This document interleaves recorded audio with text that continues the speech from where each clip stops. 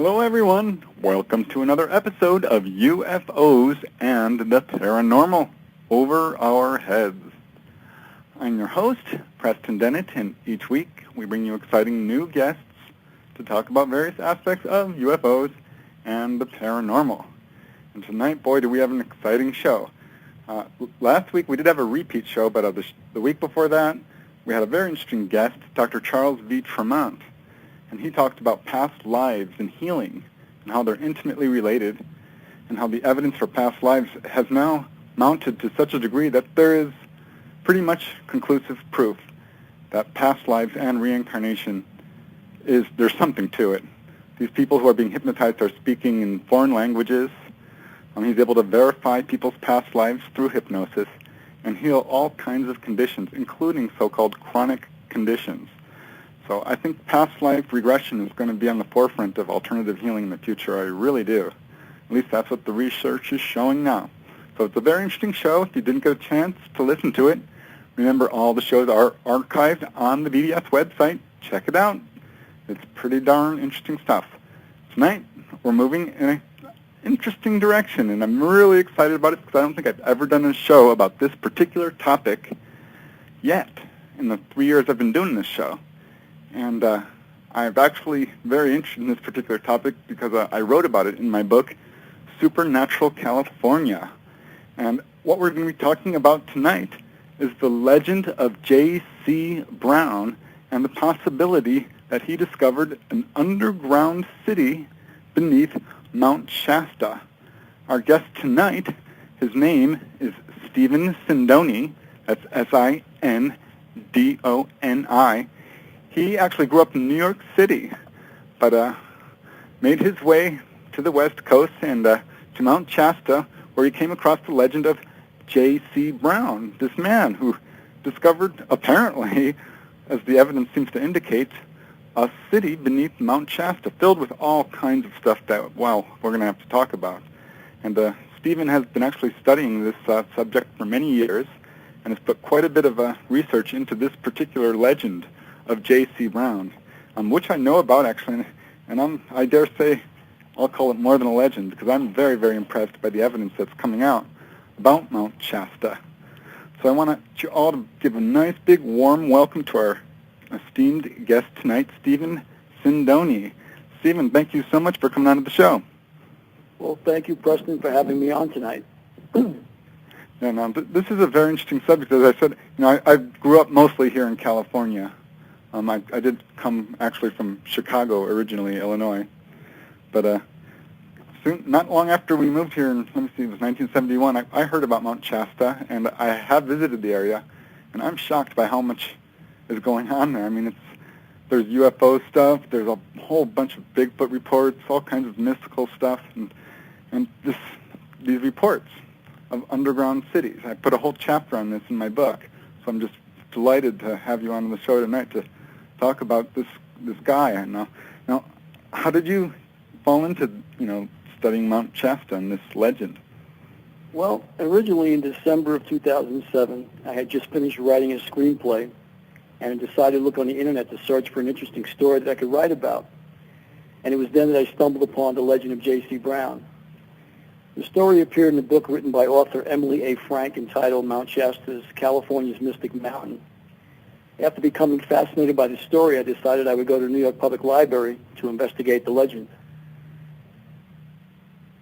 The legend of J.C. Brown is a baffling story, Preston. It's about a man who appears in the editor's office of the Stockton Record newspaper in 1934 and claims he's discovered an ancient city, a Lemurian treasure, while prospecting in the Mount Shasta area 30 years earlier while working for the Lord Cowdray Mining Company of England as a geologist. Right. Now, the editor of the Stockton Record, the newspaper, brings in the curator of the Hagen Museum, Harry Noyes Pratt, and they question Brown closely, going over all the details of this bizarre story. Convinced, after hearing his story, that he's telling the truth, they decide that they want to get a expedition together to go up to Mount Shasta to search for the treasures. J.C. Brown claimed that he had spent over 30 years searching for ancient records pertaining to Lemurians, and his mental picture of the hieroglyphics in the tunnel village had convinced him he had found a lost link in the story of civilization. He then told them he believed that the golden antiquities he had found were those of the Lemurians and their descendants. Brown even promised to provide a yacht to transport the group as far north as they could by water. Wow. So at that point, 80 eager Stockton residents, including a newspaper editor, the museum curator, a retired printer, several scientists, and other solid citizens formed a group, and they planned for 6 weeks to investigate the tunnel with J.C. Brown. The meetings were held at the home of a group organizer by the name of John C. Root, and he was a retired printer. The man who called himself J.C. Brown claimed that in 1904, while employed with the Lord Cowdray Mining Company of London, England, he was hired to prospect for precious metals in the gold-bearing region, and while he was there, he ran into a section of rock in the face of a cliff which didn't seem to match the surrounding formation. While examining the curious stone, he noticed it blocked the entrance to what appeared to be a cave. Brown, being a geologist by trade, thought the entire scene was unnatural, and he began to dig out the mouth of the cave, which was full of debris and vegetation. When he began to see that it was not a small cave at all, and after much digging, he found himself in a tunnel which curved downward in the mountain. He was then equipped with lanterns and miners' paraphernalia and went out to explore it. 3 miles from the mouth of the tunnel, he struck a gold section containing gold-bearing ore, and further on he struck another gold section where an ancient race apparently had mined copper, he said. He believed that he had found, an ancient mined gold area, and as he continued looking, he saw that it outcropped the other parts of the mountain. The decline continued for approximately 11 miles inside the mountain. Wow. And interestingly enough, he found what he called a village. There at the village, he discovered there were 2 rooms filled with copper and gold tablets, about 3 to 4 inches in concave, and so that they lay one inside the other. The rooms that he found were literally full of these plates, all inscribed neatly. And that's not all he found, Preston. They were inscribed with hieroglyphics. Is that right? If I remember correctly, yes, or some type of language. Yes, hieroglyphics. Wow. The walls were lined with tempered copper and hung with shields, and the pieces were made of gold. On some of the golden plates he found were engraved certain drawings and hieroglyphics. They were tempered gold spears and other objects made of gold. So he found quite a bit of items that led him to believe that it was a civilization long past. Very He also found rooms that opened into other chambers, one of which appeared to have a place of worship. And then in addition, he found 13 statues made of copper and gold and a large sun design which protruded golden streamers. The way the objects were strewn about, he had the feeling that the occupants of the underground village had left on the spur of the moment, and he believed that he was not alone. Wow. Can you imagine what he must have felt going through here, discovering this? Good Well, Lord. and then he came upon a very macabre scene, Preston. In one chamber, he counted 27 skeletons. Yes, the I smallest remember of which this. was 6 foot 6 inches, and the largest stretching out to be more than 10 feet. Yeah, and they were Two of the bodies, they were dressed up in robes, as I remember. yes, Colorful robes. 2 of the bodies were mummified in robes, each clad in colorful, ornate robes, and he believed that they were the king and queen of Lemuria. He believed the queen was Queen Etrusiana. He spent many days exploring the hieroglyphics and indelibly imprinting them in his mind. He was very excited about this great archaeological find, and he decided to leave the tunnel and its contents exactly as he had found them, and then he would return later on. But first, I guess he cleverly concealed the entrance of the tunnel and marked it on a map exactly where it was on the mountain, so he knew he could go back to it. Wow. So after telling this story to all the individuals in the group, he had also told them that in the process of his travels up to Mount Shasta, he had been kidnapped before, and that he was lucky to come away with his life. He also claimed that he had been staying at the federal shelter, and that the reason why he was staying there, that if people knew that he was a millionaire, they would have kidnapped him. So he claimed to be a very wealthy man at that time. He claimed to be worth $40 million in 1934 when he appeared at the Stockton Record. Wow. So after 6 weeks, Preston, of meetings morning and night, the group would leave on June 19th at 1 p.m.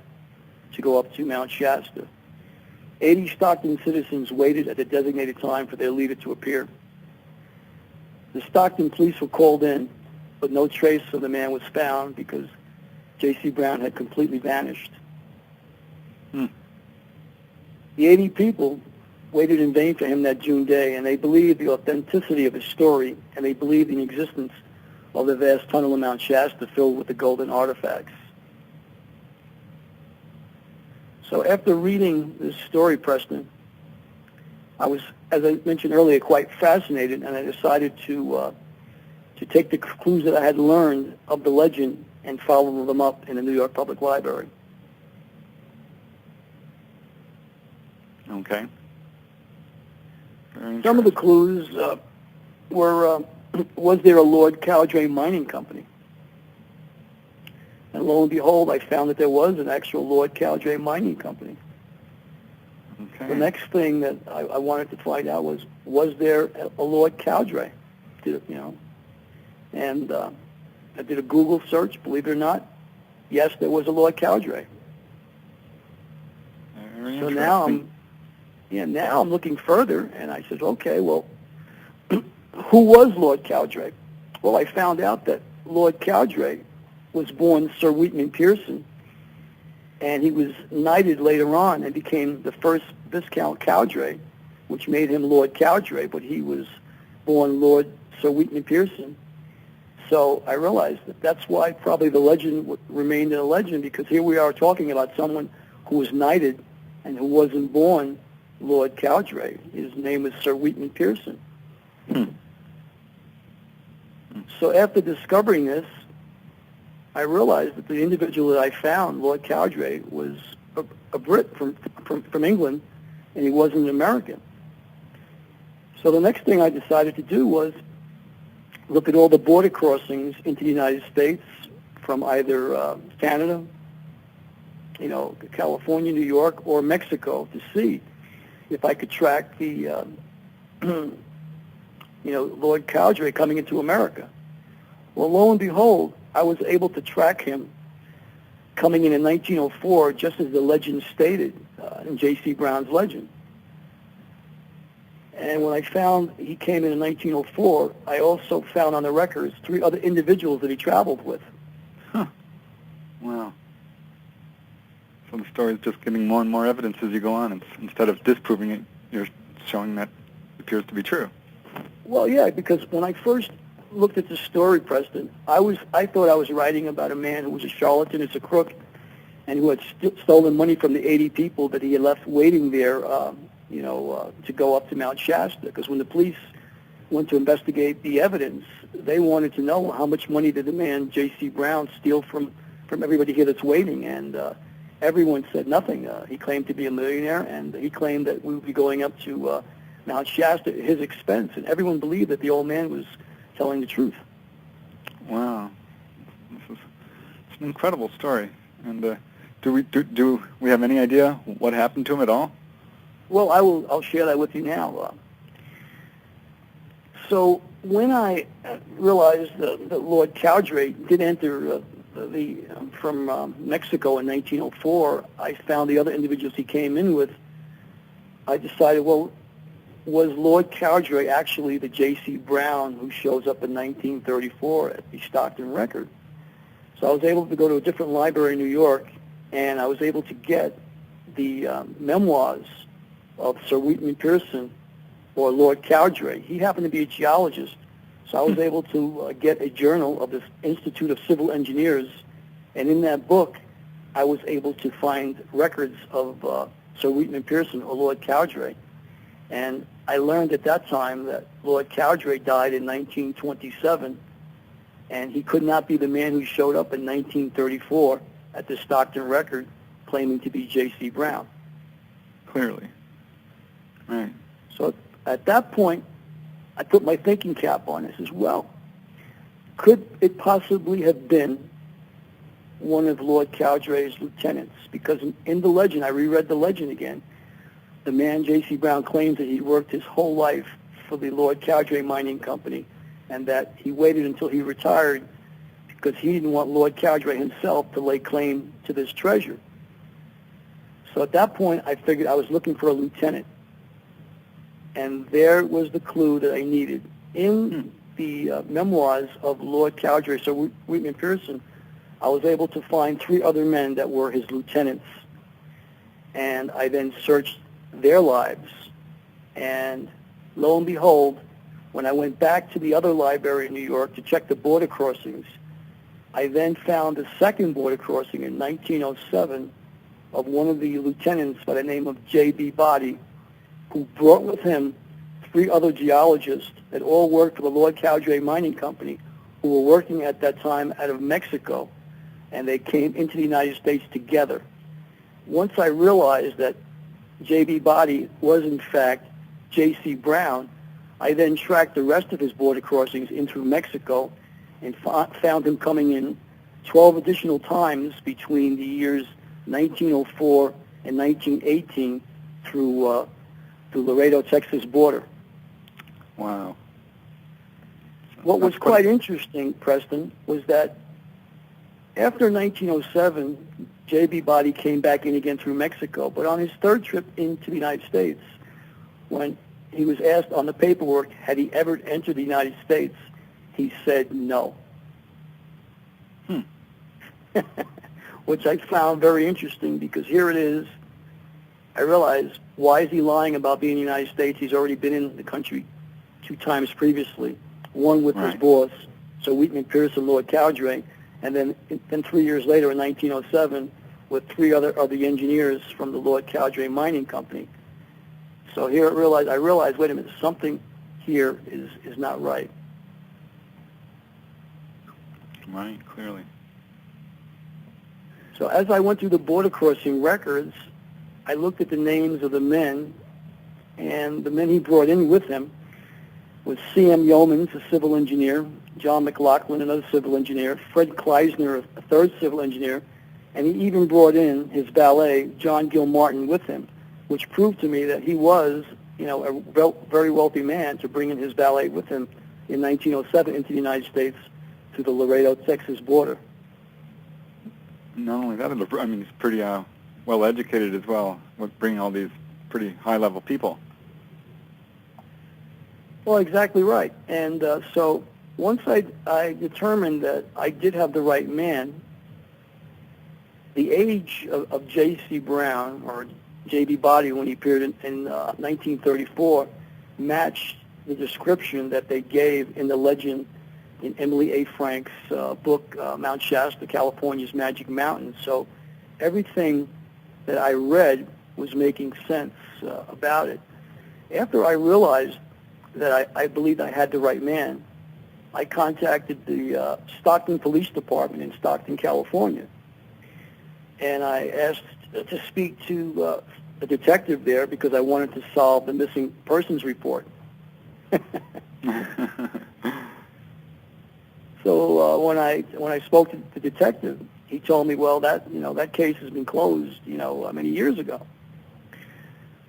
So I then contacted the Stockton Record newspaper, and I was put in touch with Michael Fitzgerald, who was a columnist for the Stockton Record.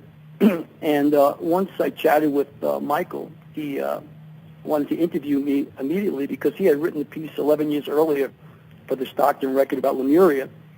And once I went into the particulars of the story, he was very much interested to hear what I had to say. At this point, Preston, I didn't have the actual 1934 newspaper article. All I had to go on was Emily A. Frank's book, The Mount Shasta, California's Mystic Mountain.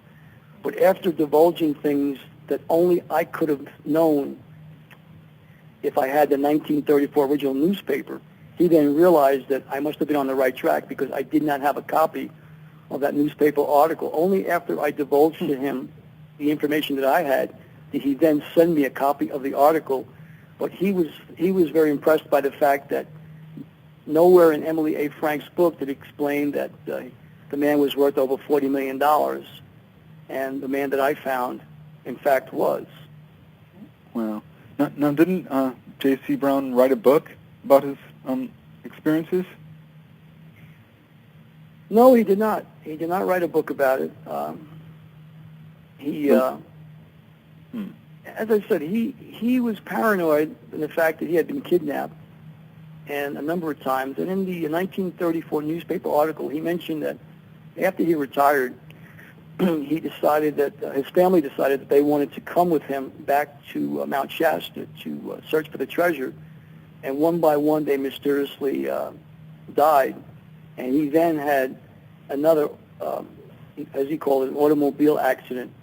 And so I think he probably got very disappointed in the fact that he was not able to really pursue, this legend in finding this tunnel, because there were elements that did not want him to bring this to light. Do you have any idea who these elements were? I mean, why, or who was trying to stop him from finding the stuff? No, I don't know. I'm just saying this is what he said, but he said there were people that did not want this information to become public. Wow. Well, that's an interesting story. Well, in my book, as I mentioned in the introduction of the program, I did a lot of research on Mount Shasta, and I heard about his story too, and I approached it not by researching his story in particular, but trying to locate other people who made similar claims. And there's got to be 5 or 10 people who have very, very similar stories to what this guy is saying. So that's what I find really interesting. I also found out that Mount Shasta itself has some pretty unusual properties. It's one of the younger mountains in the United States, only 700,000 years, which is really young for a mountain. And that's incredibly symmetrical, which is sort of interesting. And it also stands alone, which is really rare for a volcanic mountain. And these are just facts that, I think kind of play into the possibility or the probability that there is, in fact, some sort of underground city there. But yeah, were you able to investigate any of the other accounts of people who claim to have found stuff in there? Well, not at this point. I'm investigating other legends while here in California, but this particular one, after I came out the information, I then went on coast to coast with George Norrie to go public with it. And then last year I decided to come out to Mount Shasta to start investigating myself. But this year I actually was able to find the actual entrance to the tunnel, which I believe is the actual entrance that J.B. Body found in 1907. Well, that's exciting news.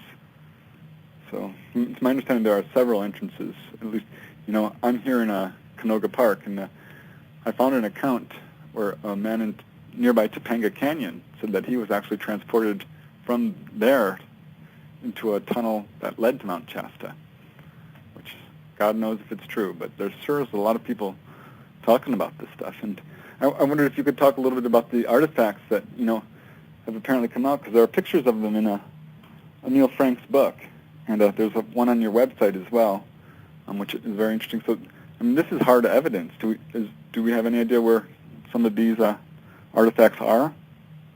Well, J.C. Brown, or J.B. Body, claimed in the legend that he had a vault in a Texas bank where he kept some of these artifacts. And through my research, I realized I found that there was a bank, the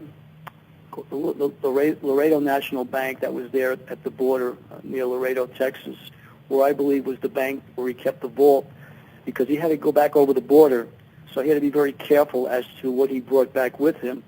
But I believe that the bank that he did have the vault was the Laredo National Bank in Laredo, Texas, on San Bernardino Avenue. Very interesting. Well, everyone, you're listening to UFOs and the Paranormal Over Our Heads. I'm your host, Preston Dennett, and tonight we're speaking with our guest, Stephen Sindoni, who has done an enormous amount of research into this legend of J.C. Brown, or what is it, J.C. Body, J.B. Body. John Body, Benjamin Body. who has apparently discovered this underground city beneath Mount Shasta. Very interesting stuff. I want to remind everyone that this is a call-in show, so if you'd like to give us a call and ask a question of our guest, please do. I'll give you the toll-free number right now. It's 888-228-4494. There's international numbers as well on the website if you're out of the country and listening in, but the one for the continental United States is 888-228-4494. Give us a call. We'd love to hear from you. Okay, now, so you think you may have found this actual entrance on the mountain itself? You've explored the mountain, and I would presume quite extensively. Well, based on what I learned about the legend, I found something very interesting. When I was asking myself the question, why would a man who was working in Mexico as a civil engineer building the railroads there and working for Lord Cowdray Company come up to Mount Shasta if he was not American? What purpose would bring him up there? And lo and behold, I found out there was it was called the Shasta Springs Resort, which claimed it was the greatest water on earth, and it was where the elite would go to stay at this resort, to drink the water on the property. And my research led me to believe that Lord Cowdray in 1904 and J.B. Body and two other gentlemen came up by train through the Laredo-Texas border up to stay at the Shasta Springs Resort, got off the train in Dunsmuir, went up to the resort, stayed at the resort, and while at the resort, they saw this unusual rock formation. Lord Cowdray asked J.B. Body to come back with three other engineers, which he did in 1907, and in 1907 is when he found the tunnel in this unusual rock formation. And I determined that near the Shasta Springs Resort is where I should look in a 15-mile radius. And 3 weeks ago, I started my search for that, which is interesting enough. In December of last year, I got an email from someone. I had joined a group. It was called Mysteries of Mount Shasta. And someone, when they knew who I was, they sent me this email. And the email was by a man named Brad, who claimed that while hiking in the Dunsmuir area, he and his daughter discovered an unusual basalt rock formation that had two doors on it that he claimed that a Lemurian popped out of, and asked him and his daughter if he wanted to come in. After reading this and seeing a picture of the photo, I found it quite amazing that this claim was one that I wanted to investigate when I came to Mount Shasta. So I then went into the town of Dunsmuir and asked the elders about the man who claimed to be the descendant of the Van Fossen family. I was able to find Brad's real name, his email, and his phone number, and I was able to get in contact with him and find out where this property lied. At this point, I was able to get on this property, which is a private property, and find the actual tunnel that I have on my website for all to see. Wow. So, yeah, that's what's on. Wow, that's incredible. Jeez. Well, what's more incredible, on the actual basalt rock formation, there are three petroglyph faces on there that are ancient in nature, that are petroglyphs that prove to me, with a shadow of a doubt, that I did find the right rock formation. The rock formation is exactly, Preston, 11 miles from the base of Mount Shasta, which is what J.C. Brown claims in his legend. Look at that! Wow, that's It's incredible. I mean, this is a huge story, much bigger than I realized. Wow. Well, that's why I decided to put up a YouTube video entitled Solving the Legend of J.C. Brown, for people to actually see the photos of this unusual rock formation and to hear my story based on what I learned by coming out to Mount Shasta to do my own investigation. Right. So do you suppose, I mean, there are a number of people who are seeing these Lemurians, so apparently this city is still active. Would that be your understanding? Or, I mean, I know I'm asking you to speculate here, but... I don't want to speculate on what... I'm one of those guys, I live in the 3D. If I see it, feel it, touch it. I am of the opinion, though, that based on what I've learned, that there is artifacts of an ancient civilization that exists under the base of Mount Shasta. Whether there is a civilization there that is right now, alive, that I can't tell you, but I can tell you that based on what I've learned, there is an ancient civilization that predates the 12,000-year timeline, which leads me to believe that man has been on the North American continent more than 30,000 years or better. Wow. Well, according to author Wishar Survey, he wrote a book about this area in 1931, and he said that yes, he wrote The Lost Continent of the Pacific. Yes, I'm very familiar with that. Right. That the Lemurians were an advanced civilization that suffered a fatal disaster about 12,000 years ago and survived by going under Mount Shasta.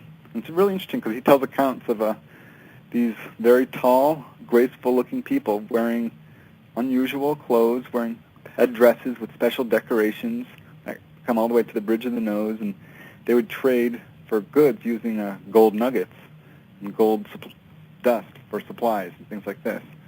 Well, so I can tell you firsthand, Preston, that I've been in touch with native elders who have told me that they've been on this continent more than 12,000 years, and they are descendants of the people that have gone underground. So, I mean, I've heard this firsthand from elders. And because the Native Americans' history is an oral history, it's one that is not written, but it is one that is still known by the elders and still, widely accepted to be believed that, they are descendants of the people who were here long before the North Americans or the colonists who came here thereafter. I had a friend who had a really unusual experience on Mount Shasta. He's actually really tall and fair, and if you stretch it, kind of has the appearance of a Lemurian, right? So, and he was hiking, and he says he unaccountably fell asleep, and when he woke up, his hair had been braided with all sorts of flowers and twigs and sticks and things like this, all done up, all in some sort of a weird hairdress.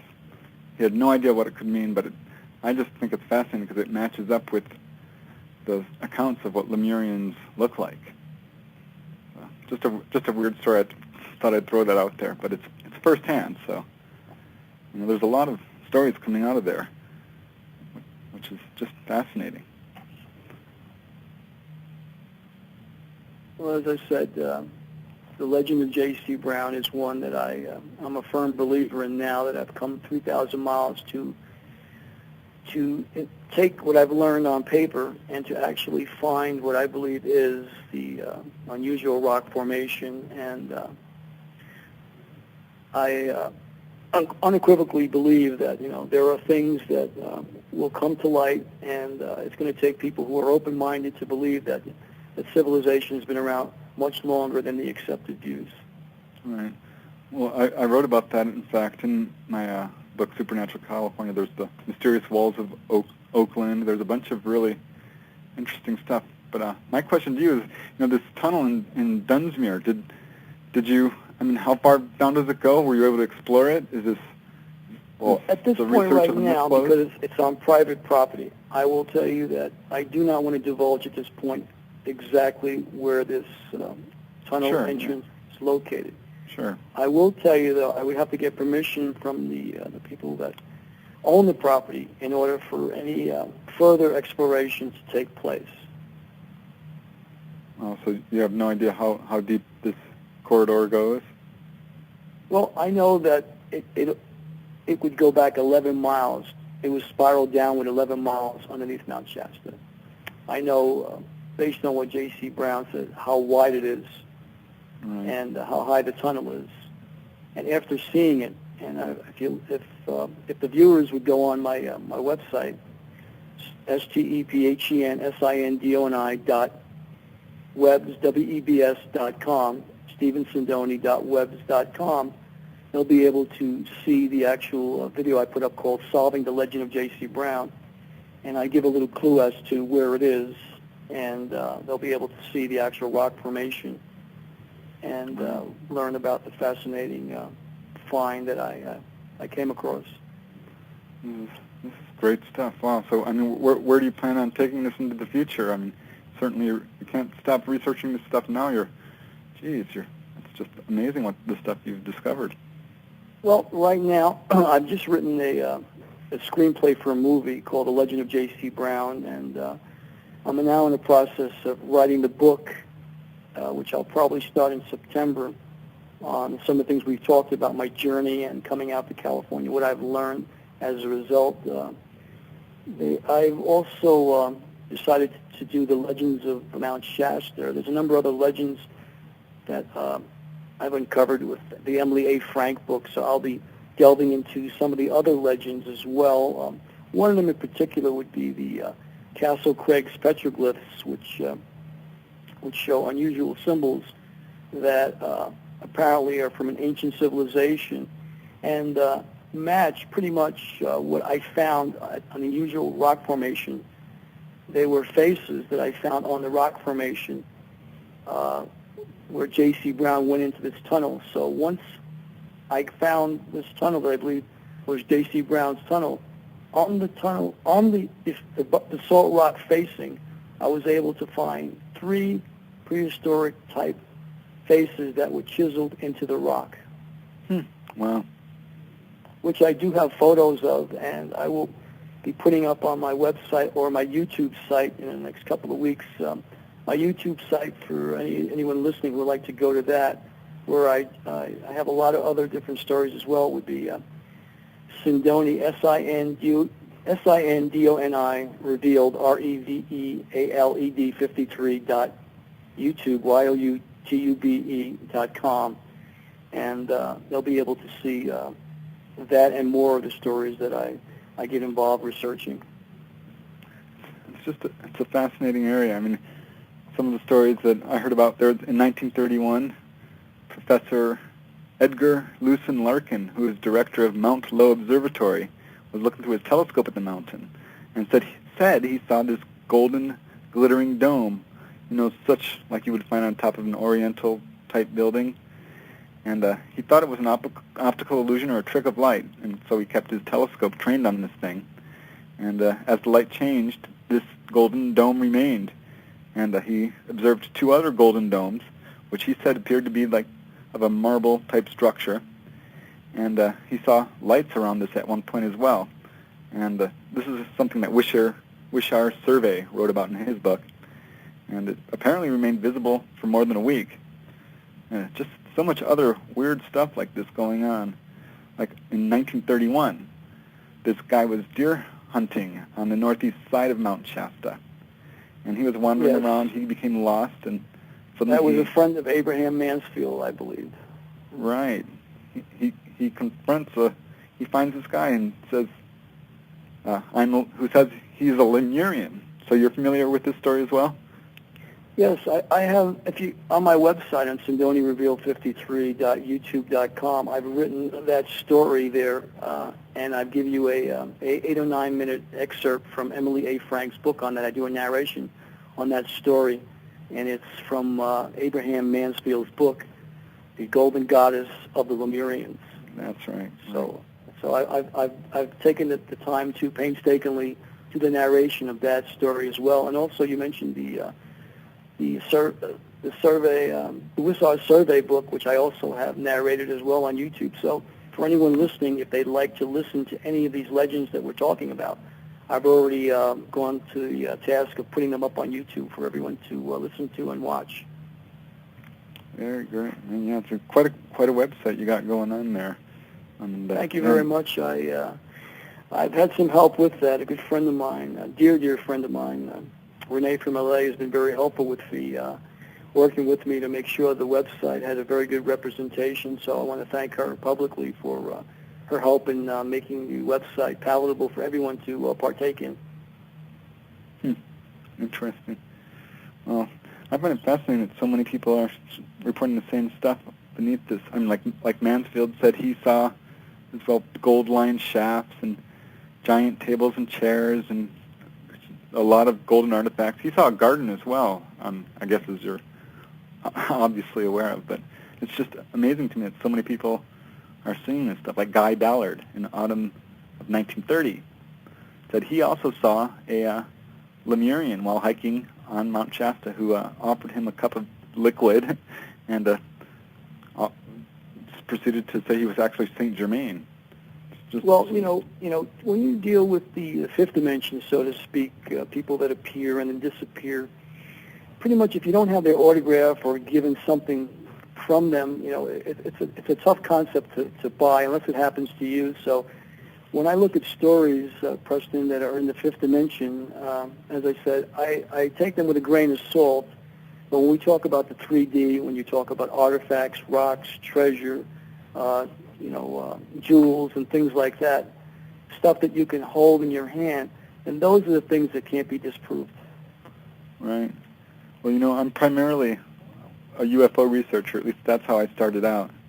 And so one of the things I really looked into was the UFO aspect of Mount Shasta. And sure enough, it goes way back. I mean, Wisher Survey has a bunch of reports in his book, but it continues up pretty much to the present day. So, and I actually had a sighting up there myself with my brother-in-law and my sister. We saw a light up in the sky, and we blinked a flashlight at it, a very bright flashlight, and this was in the middle of the night in the forest. And it blinked back at us, and we did it a couple of times. It was obviously responding, so there's something definitely going on up there. Well, there's a lot of things that can't be explained, unfortunately, but the ones that can be explained here in the 3D are the ones that I've been working on. I mean, as I said, I'm a guy who lives in the 3D, and but it's very difficult when you see something like yourself, and to be able to make sense of it, because if it's something you've never seen before, and you're in a group of others or many others in some cases, then the explanation, defies logic. Right. Well, it's a fascinating place. And I guess does it draw a lot of people who are interested in spirituality? I mean, that's considered one of the sacred spots of the world, right? Well, Mount Shasta does draw a lot of people, through spirituality in all shapes and forms, whether it be organized religion or people who come here for their own spiritual quest. But yes, it is a magical mountain, as most call it. Well, you're really lucky to live there. And, another thing I did research on, as I mentioned briefly, is Bigfoot, which I never actually really believed in, honestly, even though I've done a lot of research into ghosts and God knows a lot of other aspects of the paranormal. But I got drawn into it and found out, in fact, its evidence is overwhelming. And that area is just one of the hot spots of the world. Well, I have an interesting story if I have time to tell it. I was up in Olympia, Washington last year, and a friend introduced me to a Native American who told me an interesting story about a friend that lives off the Olympia forest and has a smoker where he would cook salmon. And he had to modify the top of the smoker because supposedly Bigfoot would come and would take the salmon before it was cooked. So he changed and modified the smoker and put a plexiglass top on it, so that way when the creature would come, he could see that the salmon was either cooked or not cooked, but if it was not cooked, to come back later and to get the salmon when it was cooked. So when I heard this story, as I said, I took it with a grain of salt, but it was from an Indian elder, and so if the animal does exist, then this story would be an interesting story for an evening conversation. Right.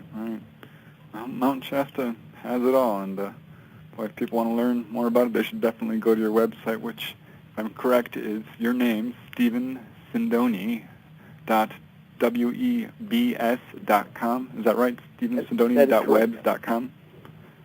Yes. Very good. Well, we do have just 5 minutes left, so I want to give you a chance to wrap up the story and tell our listeners anything that we haven't covered and where you're going to be taking this. You've written a screenplay and a book. That's really exciting. I mean, so what's next? Well, as I said, I am in the process of writing the book regarding this story. I'm interested in things that, from an archaeological standpoint and historical, position, I'm looking at things and with an open mind and realizing that there are a lot of things that we don't understand, that we don't know, and that there are things that could be revealed if someone looks at it with an open mind. And a mind's like a parachute. It'll only work if it's open, Preston. Sure. Yeah, I think skepticism is one of the major stumbling blocks to spiritual enlightenment, honestly. People could be having out-of-body experiences if they would just believe in it and try the exercises. And there's all sorts of stuff people just don't believe in, so they just don't even try. So, well, a man convinced against his will is of the same opinion still. You need to be able to look at things and invite thought. And whether you believe it or not, there's an old Indian saying, before you judge someone, spend a week in their moccasins. So you need to investigate, do your own work, do your own research. As I'll tell the viewers and listeners right now, go to my website or listening right now, believe 50% of what you hear and investigate the other 50%, because somewhere in between lies the truth. Very interesting. Well, Stephen, it's been a fascinating hour. I want to thank you again for coming onto the show. I have an overwhelming amount of information, and I want to commend you on your exhaustive research. It's just really remarkable. Well, I want to thank you very much for giving me the opportunity to share this with your listenership tonight. Oh, our pleasure, believe me. So do you have a working title for your book yet? Is it the Legend of J.C. Brown?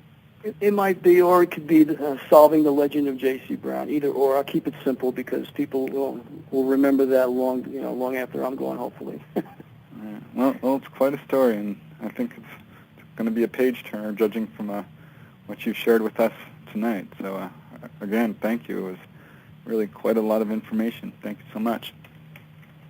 Well, Preston, I thank you very much, and hopefully in the future we can do this again. I'll give you an update. Definitely, because I want to find out what's at the end of these tunnels and if you get a chance to explore them. I mean, wow.